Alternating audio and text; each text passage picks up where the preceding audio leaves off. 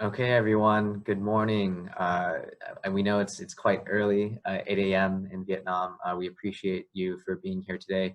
We're going to go ahead and get started. I'm going to quickly walk through the agenda so everyone is aware of what's happening today, and then we'll start with our first speaker. So my name is Vincent. I currently work at Fulbright University Vietnam as the Manager of Partnership Development. In today's Skills Gap webinar, we're going to have an opening from Ms. Mary Ternofka, General Director of American Chamber of Commerce in Vietnam. We're going to have Andrew McGuire, our former Director of Special Projects, walk through the report itself, go over the data, and then we're going to have Bob Connolly, General Director of Crossroads Management Consulting, and Ian Bickford, Provost and Vice President of Fulbright University Vietnam, talk about some of the implications of the report and what it means for higher education in Vietnam and industry in Vietnam. After that, and a big segment of our time is going to be devoted to Q&A, discussion, comments. So anyone in the audience, if you do have any questions or comments, what you'll be doing is sending them in the general chat, or you can private message myself. I will then be reading them out loud during the Q&A section, so you can send them through Zoom. So I know a few more people are trickling in. Welcome, everyone. Let's go ahead and get started. Mary, would you like to kick us off in this Skills Gap webinar? Good morning or good evening. I'm Mary Ternofka, the Executive Director of AmCham Vietnam in Ho Chi Minh City and Da Nang, and I'm delighted to welcome you to this morning's webinar on the Skills Gap survey that was conducted by AmCham's Education Committee together with the Fulbright University in Vietnam. And we have shared with many of you the report and look forward to today's discussions, sharing the highlights of the report and discussing ways that we can move forward to close that gap and ensure that Vietnam's universities are helping produce the workforce of the future that our members and employers are seeking. And with that, I will turn it over to Vincent for the rest of the program. Thank you. Thank you, Mary. Wonderful to have you here this morning with us. So up next, we're going to actually talk about the report itself. So if you haven't had the chance to read it, this is a great time to get your summary, Spark Notes. We're going to have Andrew McGuire, former Director of Special Projects, who led the report, go ahead and walk through. He'll be sharing his screen. So if you have any technical issues viewing the screen, please just let us know and we'll make sure you caught up. So Andrew, please take it away. Great, thanks, Vincent. And thanks everyone for joining this morning, especially those of you in Vietnam, most of you who are waking up quite early for this. We really appreciate it. So I'm gonna share my screen now. Can you all see that, Vincent? Can you confirm you can see that? Can see. Great, excellent. Yeah, so welcome again. And this morning we're going to spend some time talking about the employer skills gap in Vietnam and the survey results that last many months. So I'll just start out by sharing a little bit about the motivation behind this survey. Those of us on the founding team at Fulbright University Vietnam were kind of sensing an undercurrent of sorts from both employers and educational institutions and educators, as well as sometimes even from students and parents, that there might be a disconnect between employers and industry and educational institutions. And so we really wanted to dig into the reality and perceptions of this gap and really understand what's going on here from both sides, and in particular to understand the perspective of industry. And so a really great opportunity came up in accessing that employer perspective through a partnership with the American Chamber of Commerce in Vietnam. So just to dive into the process that we took a little bit, Fulbright University Vietnam designed and launched this survey last year, and we worked with AmCham to gain access to employers within their network, and also receive the support, as Mary mentioned, of the Education Committee within American Chamber of Commerce, which includes a number of representatives from kind of private and university educational stakeholders in Vietnam. So we ran the survey for 3 weeks in December of 2019, and I know it's been a little while, but of course, like so many things, COVID caused a bit of a disruption, but we're really excited to share the results now. We received 39 responses from that survey, and that came from all across Vietnam from a number of different representatives across industry. But I do want to make a note before we really dive into the results to just caution that we can't extrapolate too far from what we found. The results are important and valuable because they're a great conversation starter, and that's what we really want to focus our energy on today. But given the relatively modest sample size, we wouldn't want to, make broad claims that every employer might feel this way or this might be applicable across a very diverse spectrum. So just a note there. So I just want to share a little bit about the demographics of who responded. So we gathered a number of different demographic details of all of our respondents. We found that respondents generally were evenly split across genders. In terms of the highest level of education, we found that there was a generally equal split between those with a bachelor's degree and those who had pursued a postgraduate degree or a master's degree of some kind, as you can see from the chart here. 82% of our respondents were directly involved in the hiring process, which is really helpful because they're very acutely aware of some of the gaps in the hiring needs the industry has. We also wanted to focus on the heritage of individuals, and we found that that also mapped on very interestingly to some of the results. So 46% of our respondents were foreigners, and 27% of those foreigners were of Vietnamese heritage, while just over half were of Vietnamese nationals. And then in terms of industries that were represented here, we have a wide range of industries who participated, but the heaviest representation came from manufacturing with 9 respondents and consumer goods with 6. And these companies range in size from 20 employers to over 500 employees. And the majority had at least partial operations in Ho Chi Minh City. So one of the first areas that we asked about was the respondents' perceptions of higher education in Vietnam. So as a baseline, we confirmed that the majority of respondents understood that university education was important. And this relatively aligns well with the demographics we saw. As all participants had at least a bachelor's degree, they believed that getting a bachelor's degree was worthwhile. But that said, there was some expressed uncertainty about the preparedness of graduates from Vietnamese universities and colleges. Only 5% of respondents believed that Vietnamese universities currently are preparing students well for the world. And similarly, only 8% of respondents believed most graduates have the required skills to perform well at their organizations.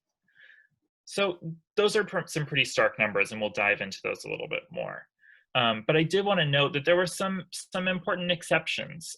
There were a number of Vietnamese respondents who had been educated here in Vietnam rather than abroad, and they had generally positive, much more positive views of Vietnamese universities and colleges.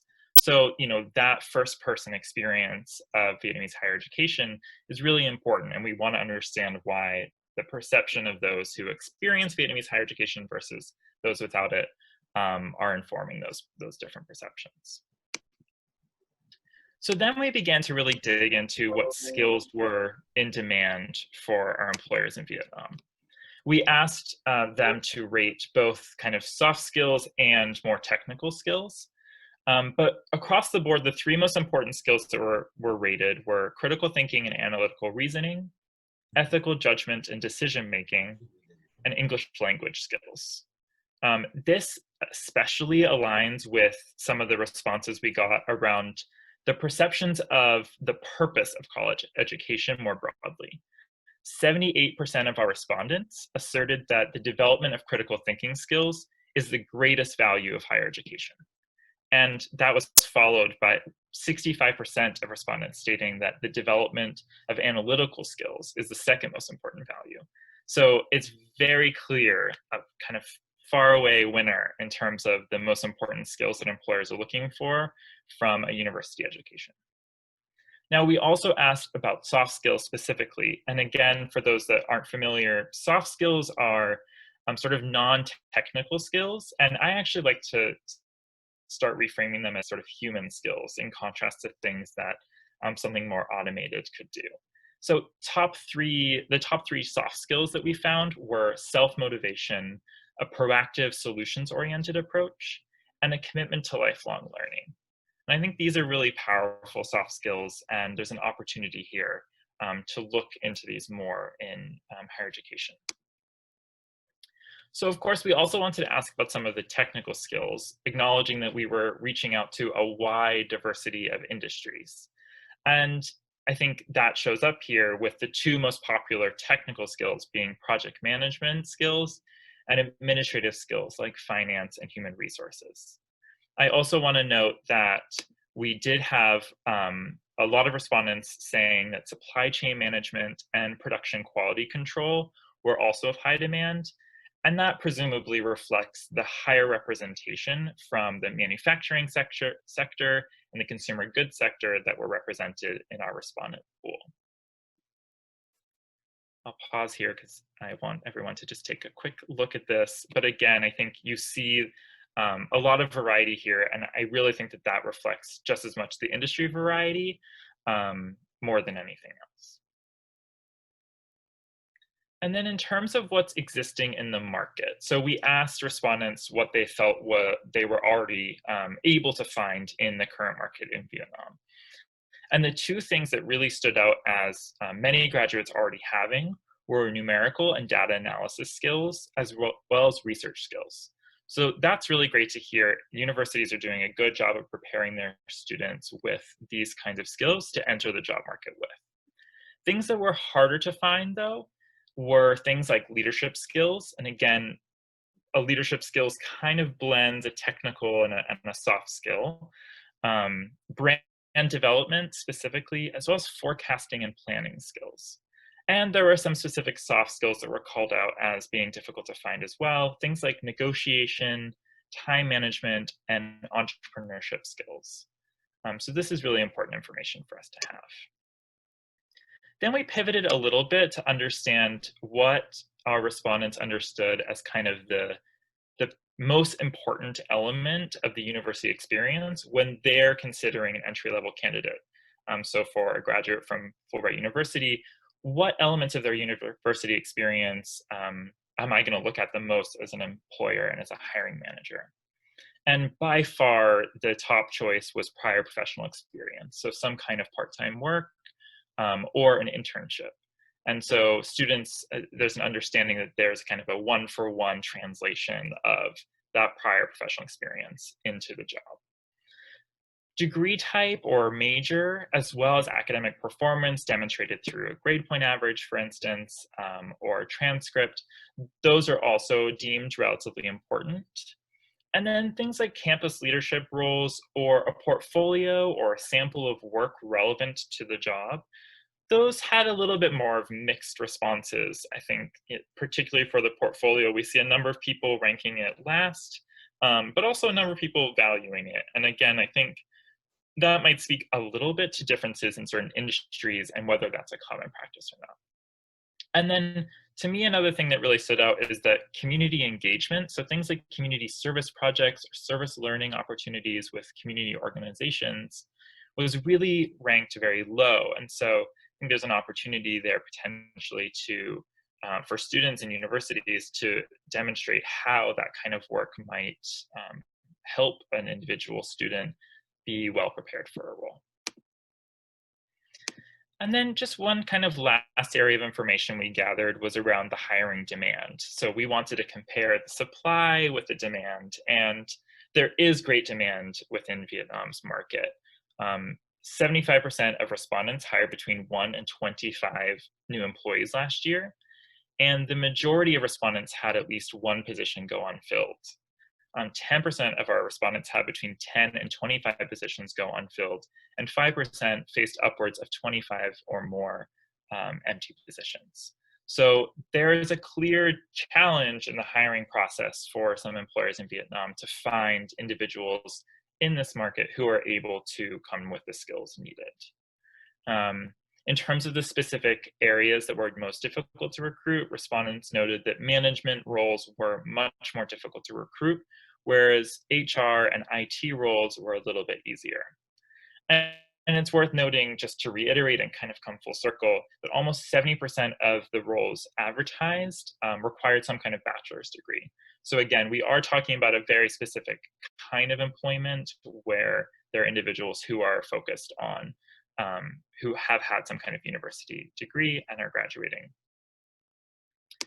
And so for me, just a couple of key takeaways, but I know that my colleagues Ian and Bob will dig into this much more. Kind of the high level takeaways for me are that there is a bit of skepticism, a hesitation around sort of the quality of Vietnamese university education based on sort of employers' responses. And that there's a bit of frustration really with the lack of skills that some of the recent graduates they might have hired have. I actually see this in a relatively positive light, though, because I think there are a lot of great opportunities to bridge this gap between employers and educational institutions, including things like proactive partnerships between employers and these educational institutions, and opportunities for educators to really integrate soft skills into their curricula. I know it's something that I'm sure Ian will dig into more and we can talk about further. And before I hand it back over, I do just want to quickly thank the team of Fulbright, including Dr. Megan Bullock and Dr. Ryan Derby Talbot, who helped with the design of the survey, Chum Kao, who may be listening, for really making sure this survey ran smoothly, and Vincent, definitely for keeping this moving forward, and also a brain trust of different faculty and students, some of whom might be logging in today. And then again, for AmCham to be a great partner in this, and I'm really excited to see this. I'm really getting moving and excited to keep the conversation going. So with that, I will pass it back over to Vincent. Great. Thank you so much, Andrew, for walking us through and being very thorough and detailed. Everyone, if you have not had a chance to access the report yet, you can find it on Fulbright University of Vietnam's website. We are also happy to reshare the report after our meeting so that you can get it online, you can download it, keep it as a PDF, and save it for safekeeping. So in our next section, we're gonna have Ian Bigford, Provost and Vice President of Fulbright University Vietnam, and Bob Connolly, General Director of Crossroads Management Consulting, go over the implications of what this report means for higher education and industry in Vietnam. I think to get us started, Ian, do you mind? Bob is starting to share a screen. Okay, Bob, please kick us off, and then Ian, you can share with some notes afterwards. Thank you. Hello, everybody. Thank you for joining us again, and thank you, Andrew, for starting off with a great recap of the very important results that came out of the report.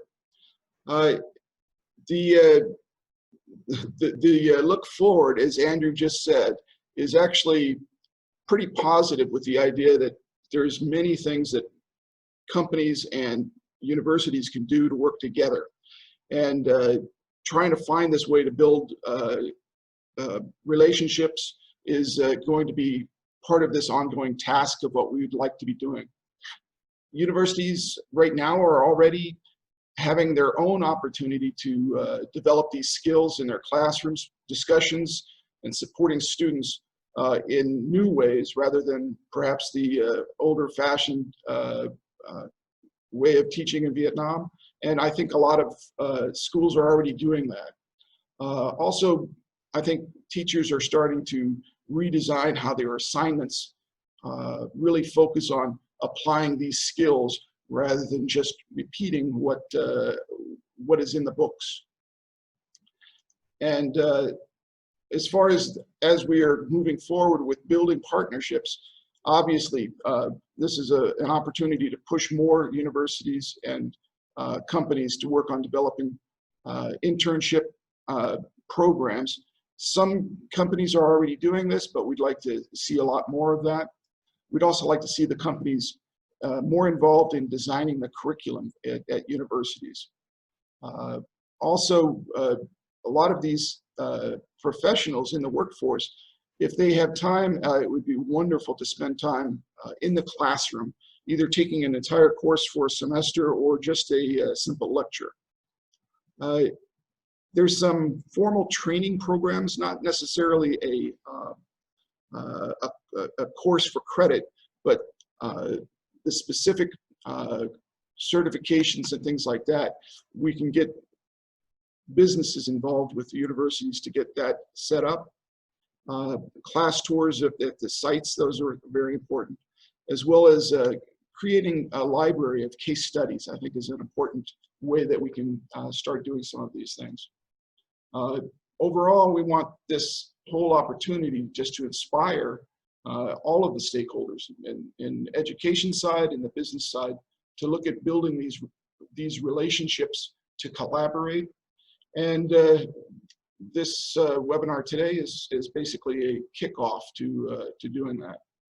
So with that, I'll ask if Ian can hop in and give his thoughts as well. Thank you, Bob. And my role here is to summarize, affirm, and underscore some of what has already been said. And first, I'd like to thank the team behind this report, and especially Andrew for guiding it forward, and Bob for your leadership in creating the report. Vincent, thank you for coordinating this meeting, and Mary and AmCham, thank you for having us here today. A first and perhaps most important implication of the report from my point of view, and certainly from Fulbright University of Vietnam's point of view, is that it is incumbent on institutions of higher education to upgrade and update what we do. There is a clear converse relationship between the confidence of employers in university education in Vietnam and the importance of higher education to employers. We in the higher education sector are very aware that we do our best in improving when we do this in collaboration with future employers. It needs to be a partnership. We need to understand the needs of employers in order to align what we are teaching and how we are teaching, importantly, to what employers are looking for. Our students are already, and I think you will be glad to know, are already asking that we have this in mind, and that we show a clear through line from what we're doing in the classroom to what students might do with their lives, both in terms of what they do for a career and how they make meaning in their lives. It is implicit in the survey that there are multiple skills needed for nearly every career, as well as the need to learn new skills over time. We know that most of the jobs of the next 10 years are likely not to have been invented yet. So learning how to learn is essential to nearly everything employers describe and what they need from employees. We also know that, that employees will evolve in their own careers. They may change jobs several times. They may change jobs and grow within a single organization or in different organizations. And so flexibility, the ability to evolve, learn new things, is extremely important. To do this, and I am simply repeating and underscoring some of what Andrew said in this point, especially important are critical thinking, analytical reasoning, and judgment and decision making. I also want to underscore that additional, what we described as soft skills, such as leadership, planning and forecasting, negotiation, and entrepreneurial skills were described both as especially important and represent a significant gap. And so at Fulbright University, and I suspect among others in the higher education sector who are looking at this report, we are especially looking at these areas to build and grow, and to fill a clear and present need within industry. And finally, before we turn to general question and answer, I'd like to note that this survey was completed before the COVID pandemic. And since that time, a lot has changed. In higher education, we've learned a great deal about the challenges as well as the opportunities of digital and remote learning. And many universities are asking questions about how to educate in the context of an uncertain and a volatile global future. At Fulbright, we often welcome students at the beginning of a year by noting to them that that the challenges they face in their careers are likely to be very different from the challenges that all of us face in our careers. The problems that they solve will be new and are likely to be more complex and more dynamic than some of the problems that we had to solve. Those problems are likely to, in order to reach successful solutions, are likely to involve several branches of knowledge, several skill sets, not just one, and an ability to think with flexibility and attention to complexity and nuance. It seems to me that we are living through the most pronounced example of this principle that we have yet seen. We talk about a dynamic future and we talk about a volatile future, and certainly the COVID pandemic globally, perhaps less so far in Vietnam, but globally has certainly illustrated how complicated the global future will be.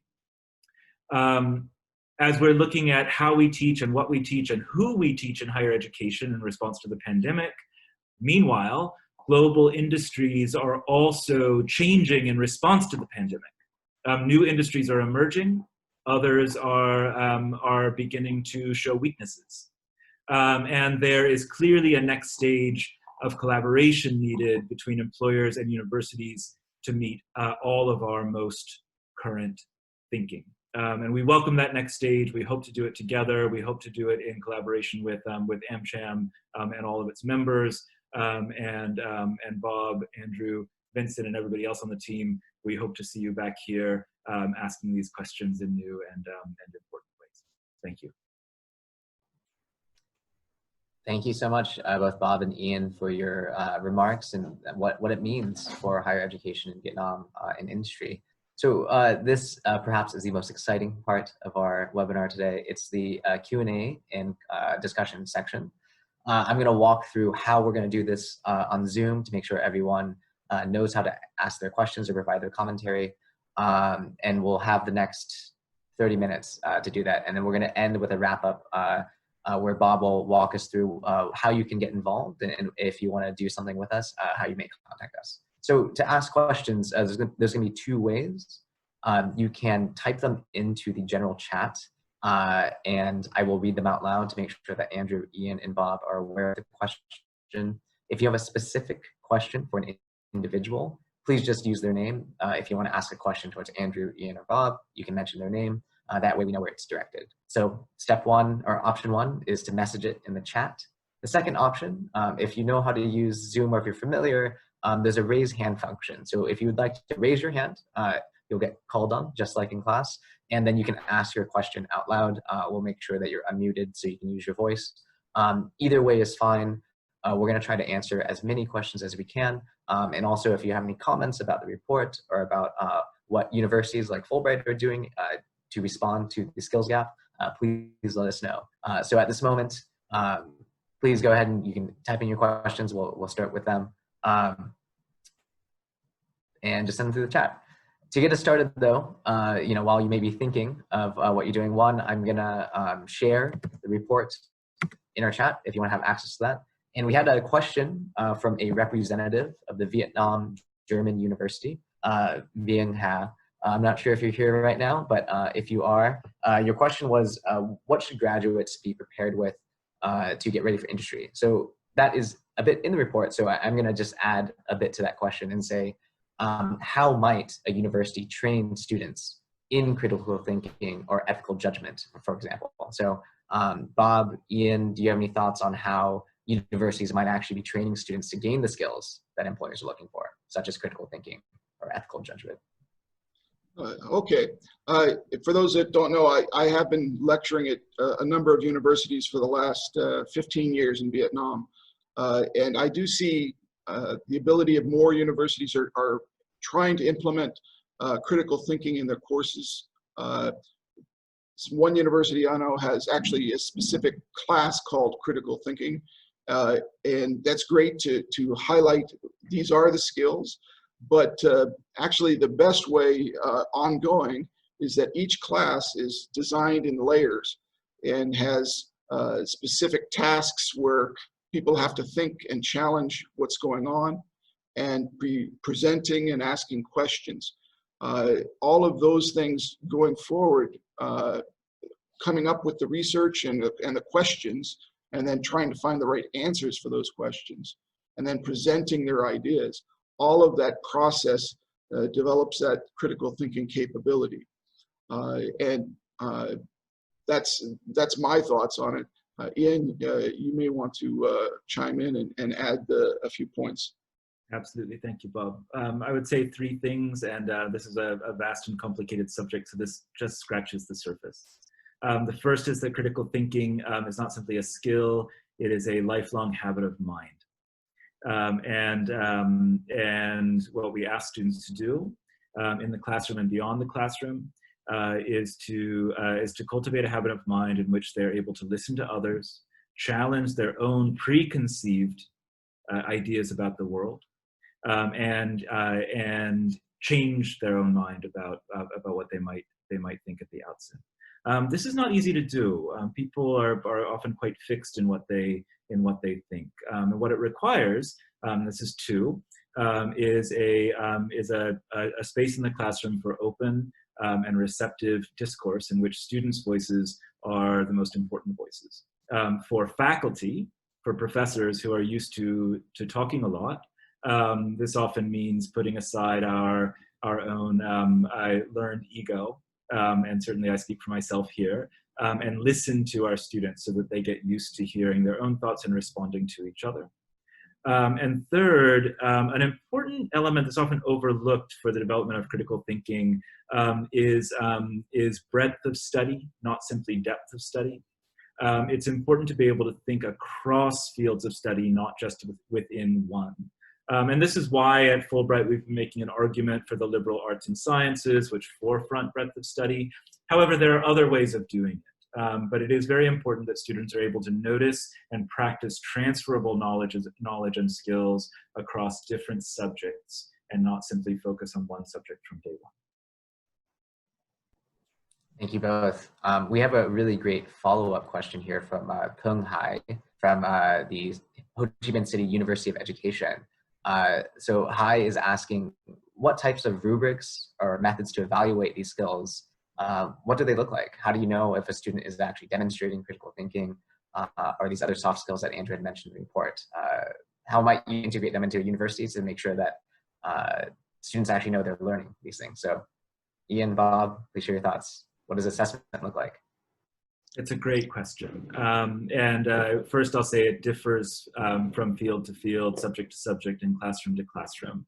But a few important forms of assessment. One, at Fulbright, certainly we practice a great deal of project-based learning, where students are able to see a project through from start to finish and are assessed at every stage of the project.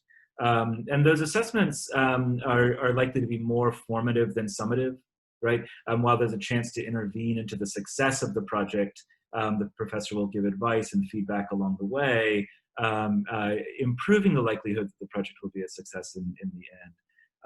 Second is what I truly believe in is the importance of writing in all forms of assessment, in short and long form, especially process and reflective writing on the way to a finished paper, so that students can see their own thoughts in writing and use the written word as a way of developing a thought. And that's something that the professor can engage with as a document to give feedback and to learn where the student is and what the student is thinking at a given time. And finally, this is, as I said before, much of this is hard to do, but possible to do. Assessment needs to be continuous across a curriculum within high quality higher education. So it's something that happens not only at the course level, but across a student's time, across their learning, so that they can see their progress not only over one course or one semester, but over a sequence of years. Yeah, I agree with all of that, Ian. And The bottom line is there's no multiple choice exam on are you a critical thinker?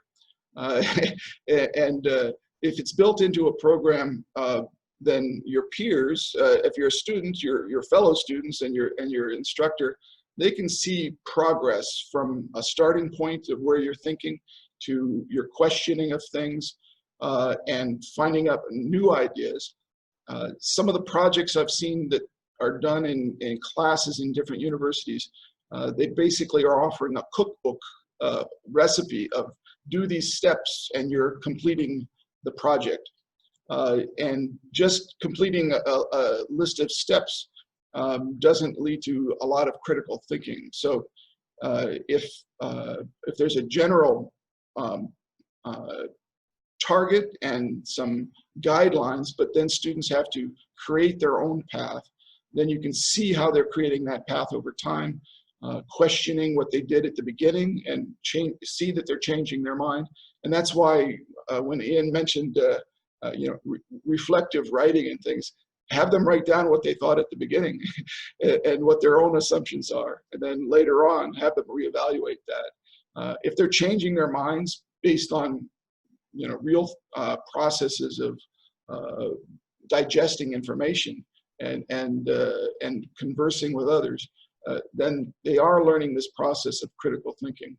And it's a skill set over time. It's not a list of facts that you have to remember.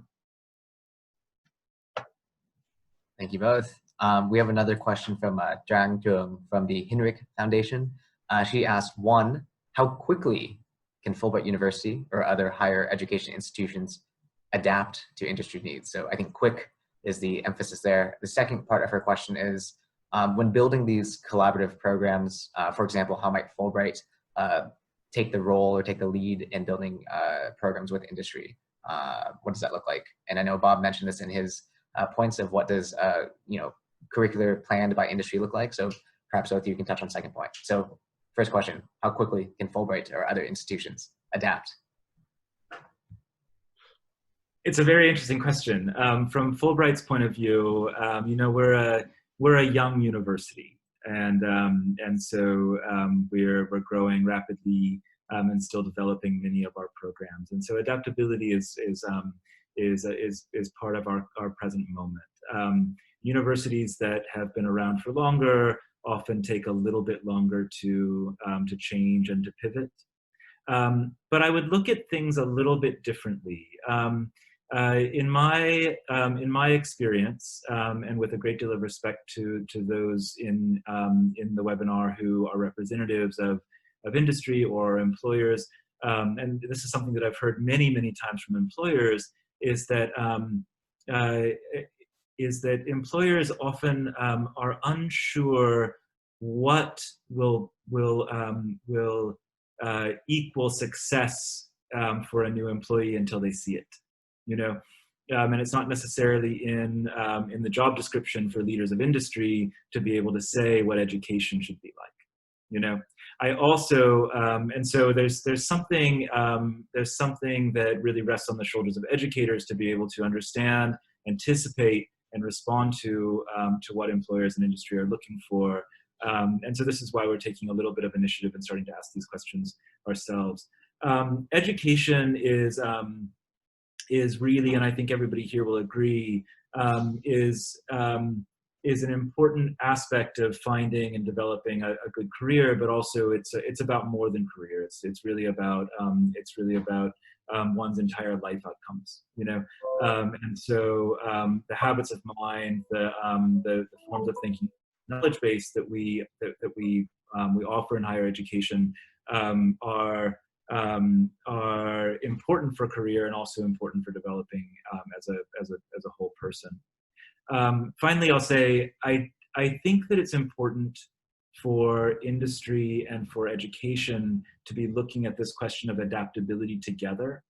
The fact is, it is not simply true that industry is changing and therefore education needs to change. The world is changing, which means that industry and education are both changing. And so what we're attempting to do here and asking for as we go forward is looking at that question of adaptability together so that education and industry are symbiotic rather than one simply responding to the changes within the other. I fully agree, Ian, that that symbiotic relationship is what we're aiming for. It takes a while to develop that itself. And it's not a comment against Vietnamese universities. Universities all around the world that are not just 1 or 2 years old like Fulbright, they have a long established way of doing things, and it's noted that most universities take a long time to make changes. So building that relationship, it may be just one teacher and one industry representative at a time, pairing them together and starting these things at the start. But yes, we want to create the full university level ideas of building those relationships and building that adaptability and focusing on the two customers that a university has, both industry for the hiring and the students. What do they need more than just what's been the usual process inside the university? And that's difficult for US universities or in any universities around the world. And Vietnamese universities will have that burden as well. Thank you both. I also want to thank the audience for some great questions. Please keep them coming in. We do have 20 minutes left. That's ample time to go over quite a few questions. Our next question is from Nguyen Thuy Lin. This is a question directed towards Andrew. Andrew, could you give some more background on the survey itself? How many companies were involved? How many MNCs and local companies? Sure. So we had 39 different companies respond, and those companies really ranged. All, of course, were based in some capacity in Vietnam because we were working through AmCham. We didn't ask necessarily if they were a local company or a multinational. I think those definitions were a little bit blurred potentially. And so instead we asked about size of companies, and the size of the companies were relatively evenly distributed from anywhere from kind of small organizations of 1 to 10 people to multinationals of over 500 employees. Thank you, Andrew. Another question coming up from Dan Van Rossum from Dreamplex. This is a pretty interesting one. I like this question. What can employers do to continuously train their employees in both soft and hard skills, especially given that there's a skills gap? So another way I might add to that too is, if universities can't, pump out graduates with the skills right away, what can employers do in the meantime to make sure that their employees are going to be prepared for the work they're doing? It really is a great question. I agree, Vincent. This is a good one, and I'll start by pointing to history a little bit.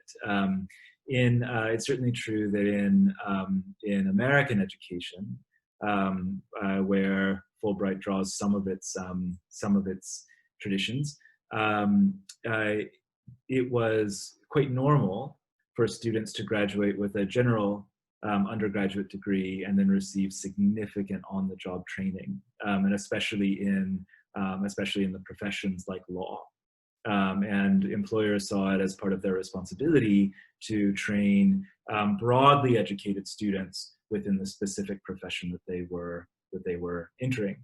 It was later that professional schools were developed, and some of that responsibility was moved to universities, and even later that professional training was moved to undergraduate education. That's really quite a new innovation, that the expectation of undergraduate education is to professionalize.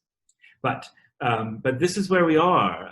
It is nowadays the responsibility of universities at the undergraduate level to prepare students for the workplace, and still employers find that some of those skills aren't there. So I give two answers, and one is for employers to continue to partner with universities and colleges, whether within Vietnam or around the world. Many have training programs and professional development programs for employees. finding the right one is the goal. So and second, I would say developing a strong culture of professional development within the workplace is important, and incentivize employees to develop professionally, help them to understand that it's not only good for their career, but it's an expectation that you have as an employer that they will continue to learn and to grow, and hopefully to grow within the organization, and help them to find opportunities to do that, resources to do that, and programs that might be suitable to them. I might just add also to that point, Ian, and this might be getting to a question on the docket, but I think it's true also that industry, especially given just the huge pace of innovation on certain technologies, it can be very difficult to train a set of students today for the technology that might not exist right now that will be used in 10 to 15 years, right? And so it becomes a little bit of sort of the wrong investment in a university education when that skill is going to evolve, right? So figure out, for instance, from the industry side of things, what is the baseline that a student today might need to enter into manufacturing or computer science, and make sure that they have that baseline skill. But to Ian's point earlier, making sure that they have the ability to learn how to learn, and that continuous lifelong learning that's been noted in the survey, that's going to be so important. And so I think, of course, there's a responsibility from industry to continue developing individuals fully, not just their technical skills, but those soft skills, and finding ways to develop them together could be really exciting, right? So it doesn't just happen at the university, but if I'm in a training program in a technology company learning about a new coding language, well, are there opportunities to also bring in soft skills development as I'm also learning that coding, right? And I think that's an area that hasn't been explored much, but could be really exciting. Yeah, I'll add just one quick note, which is that as these companies are spending money on training for their workforce, really evaluate that the programs for learning for their employees are focused in the right areas, not just we're assigning some percentage of our revenues to training and then let HR department just find interesting or fun training projects. It should be a thoughtful process of creating a learning culture and developing the real skill sets that are needed for the industry and for those people. And this might be a good occasion, Vincent, to pivot to this next question about that seems to be directed to me. Mm-hmm. How do we know what skills to teach when the jobs in 10 years haven't been invented yet? And thank you for this question. First, and so I'm speaking as an educator, reinforcing the concept of learning how to learn also means that students learning how to learn involves learning to love learning, learning to appreciate it, learning to want to do more of it. And so if you'll indulge me in this, it's also part of our job as educators to provide a learning environment where students want to be and where they get used to the excitement of learning new things. And this is about more than having fun, although we have a lot of fun in education. It serves employees and employers well when people engage with the process of picking up a new skill with a great deal of enthusiasm, momentum, and excitement. In terms of how we structure our classes and how we structure our curriculum, there are a few areas that I would point to briefly, and once again saying there's much more to say on this topic as all of these topics. The first is to identify what is, in a changing world, what in education has remained durable, what lasts. So for example, there are elements of the scientific method that continue to serve scientists and have done for decades, or perhaps well over a century and a half now. Elements, not the whole not the whole methodology, but there are aspects of laboratory and investigative study in the sciences that last over time. We continue to teach them. We do not want to innovate them out of the window, you know? Second is to look, and another area I would say is mathematics. And mathematics are a durable way, methodology, knowledge base, and way of thinking that are applicable across industries, and some of the ways that we teach them have been tried, tested, and proven. Second is to look for skills and bases of knowledge that are transferable. Here, I would especially point to communication skills and writing, which serve employers and employees well across nearly all industries and across nearly all at least leadership and elite careers. And so building communication skills and writing skills into nearly every area of study gives us confidence that whatever careers our students are moving into, they'll be well established in an important way of collaborating with others, and of articulating what is needed for success in their jobs. And third is to actually challenge students consistently with problems and scenarios that they are not sure how to solve, to surprise them, you know. And often on their first encounter with these problems, they won't succeed. You know, they'll try something out, they'll fail, and they need to get very comfortable with this experience, you know, because as the workplace changes, as careers change, we will all find ourselves experimenting more and more, and we know that successful experiments often have several failures along the way, you know.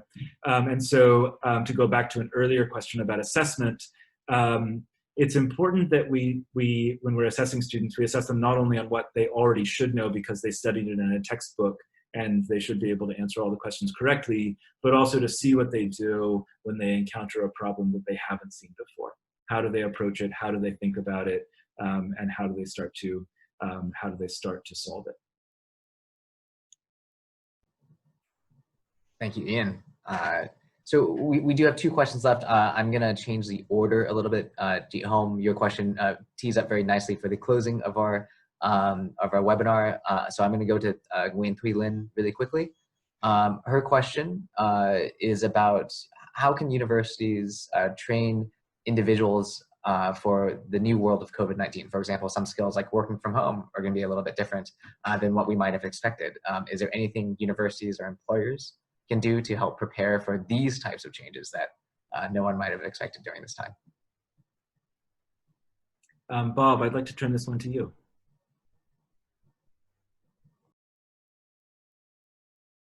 I'm sorry. With the COVID-19 changes, the ideas of preparing people to work with this new environment, I think a lot of this has to do with part of it is an online learning, you know, that experience of being able to learn online, and then it transfers into what we're doing right here, this the video chat. This video chat is a new skill set, and being able to use these things is an important part of it. It can be taught in universities, but it's also going to be used in companies. And doing some types of video presentations, they don't have to be long, but just a quick way of being able to be comfortable speaking to a screen, but still knowing that there's real live people out there that you're communicating with, and getting those points across. I actually think that some people are afraid that this type of thing separates individuals even more. But I think if you do it right, it can actually make it tighter. I'm looking at people that I'm talking to right now on the screen, and I'm forced to think clearly about my points and get them across. They can also be videoed and saved and available elsewhere. So using it as a tool, using it as a strength, both for just communicating, but teaching others and exploring ideas that you wouldn't have been able to explore before. I think it's a brand new opportunity. Great, thank you, Bob. So we're gonna close off our Q&A with Jeet Home, who has offered to ask the question by voice. So Jeet Home, please take it away. Hi, everyone. Thank you for the great sections. It's very interesting report. So my question is about employer skill demands. This is very interesting about, like top skill demand. And I would like to know how would you plan to communicate is to the enterprises, to the like AmCham members? Are you going to, to hold the specific event or workshop on this? Because I'm sure that the enterprises and companies are very, keen on to know about that and discuss about that. That is a wonderful question. It leads right to what we want to be doing here, and I'm gonna actually ask right back to you. I know HR2B is in the recruiting business for companies. Your clients are asking to hire different people, and they want those skill sets. Do you think that those companies are willing to be helpful in developing these skill sets? Definitely they are. Definitely they are. We are working with the, like 500 companies, and we partnership with them on hiring, on the top level, also on the mid-career level, and many of them put the questions on the skill gap, especially like, for example, like the top management, they thinking a lot. They mention a lot about the decision-making skill or the critical thinking as well. It is very, very high demand, put back on the top level. So, so I'm sure that they have a lot of sharings on that. That's great. Well, thank you for that input. It's very important. Our goal when we first started this journey a year ago or more, the education committee from AmCham and Fulbright teaming up with this, the goal is to create to do the survey, get the findings and write a report so that we can share it. And then what we would like to do is create some forums where university or education providers and the employers can actually meet and start discussing. These are some ideas that we would like to pursue. So today's webinar is very short, just 1 hour. But what we want is to start getting the employers to start saying, I think we need this, and I would like to help by doing this. But at some point, we want both educators and employers discussing, yes, I think these are the ways that we can do it, and we want to do it together. So the next step is really to create some forums where they can discuss these things. And some of it will be matchmaking to put one employer with one university, and some of it will be creating an initiative, perhaps a case study initiative where we start building a library and develop a case study competition that would be held. But any of these initiatives need to be discussed between the employers and the education professionals to say, yes, we think this will help, and we want to work on it together. Yeah. Thank you, Bob. Thank you, Sen.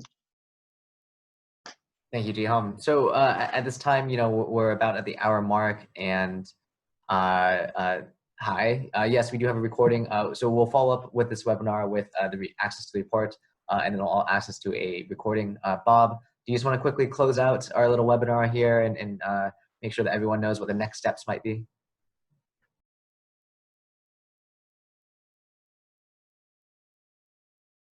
Bob, I believe you're muted.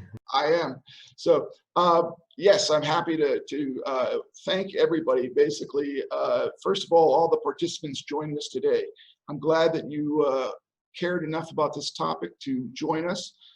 Andrew, again, thank you so much for all of the hard work in creating the survey and writing up the report and joining us today to discuss it.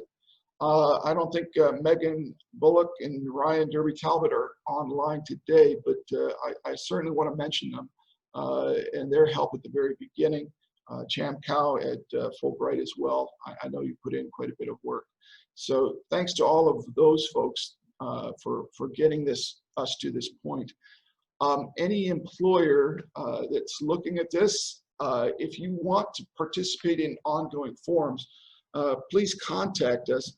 There's a couple of email addresses here, education@amchamvietnam.com or directly to vincent.pham@fulbright.edu.vn.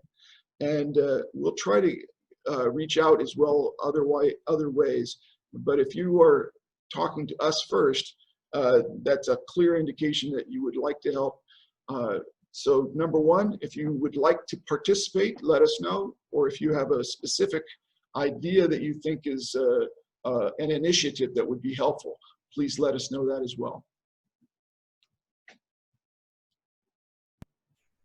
Great. Well, thank you, everyone. Thank you, Bob, for closing us out. Please be in touch with us. You have our email addresses. There's some contact information in the report itself.